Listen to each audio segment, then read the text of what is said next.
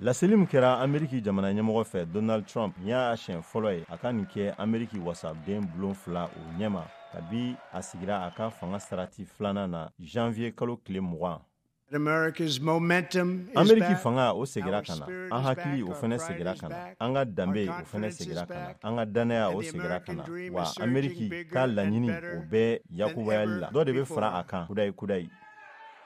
Nga kuma daminɛnen miniti 5 kɔfɛ dɔrɔn demokratiw ka lasigiden mun bɛ Texas, Al Green, ale ye kuleli daminɛ Donald Trump. A ko sarati foyi tɛ ka dɔbɔ Medicaid la ni ale ye gouvernement ka dɛmɛ se tɛ mɔgɔ minnu ye olu ka se ka furaw sɔngɔw o sɔrɔ.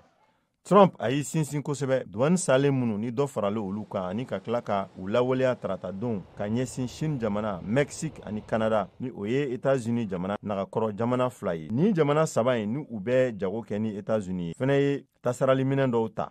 Mun kɔni ye duniya sugu olu kɔni fanga lajigi ka da kan u siranna k'a fɔ ko jago kɛlɛ dɔ fɛnɛ bɛna lawuli tuguni. A bɛna ko birisa ɲagami dɔɔni nga an sɔnn'o ma a tɛna kɛ koba ye.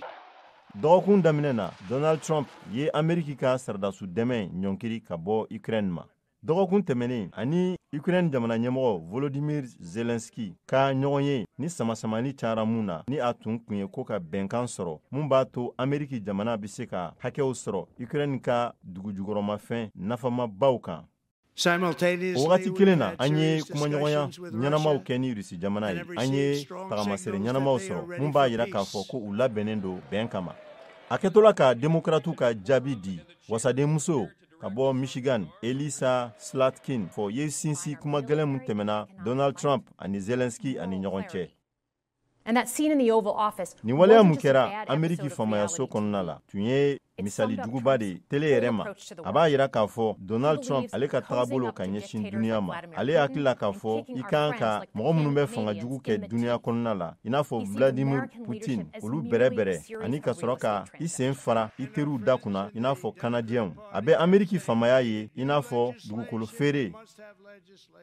Demokrati wɛrɛ olu fɛnɛ y'u ka dusumagoya yira wagati min na Donald Trump kun bɛ kuma la. U kun kɛlen don ka fini worojilama don yasa ka se ka hakili k'o sama k'o sin Donald Trump ale ka politiki ma. Olu ka jateminɛ la ni o kɛlen don ka na ni kɔlɔlɔ jugu ye musow ani denbayaw kan. O kosɔn u kun kɛlen don ka pankarti dɔw wuli sanfɛla la mun n'a kun sɛbɛnnen don k'a fɔ ko Musk ko a bɛ suɲɛni na.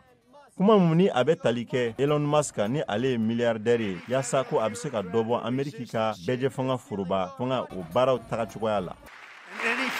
Foroba baarakɛla fɛn fɛn ni ale banna ni yɛlɛma in ma o bolo bɛ bɔ baara la ka d'a kan an bɛ fɛ ka a ko yɛrɛ de sɛnsɛ.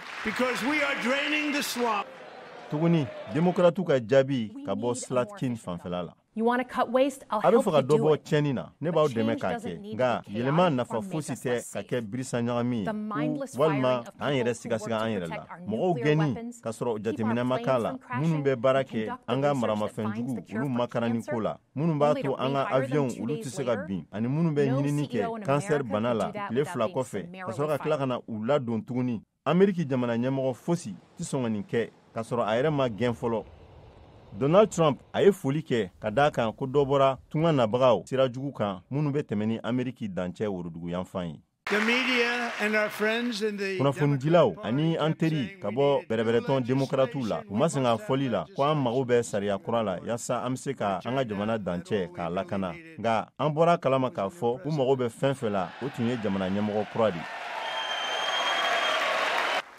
Jamana ɲɛmɔgɔ muso kɛrɛfɛla la Melania Trump ni ale ka dunanw ni u ka baara ɲɛdɔnni o bɛ dɔ fara a cɛ ka baara kɛcogoya kan.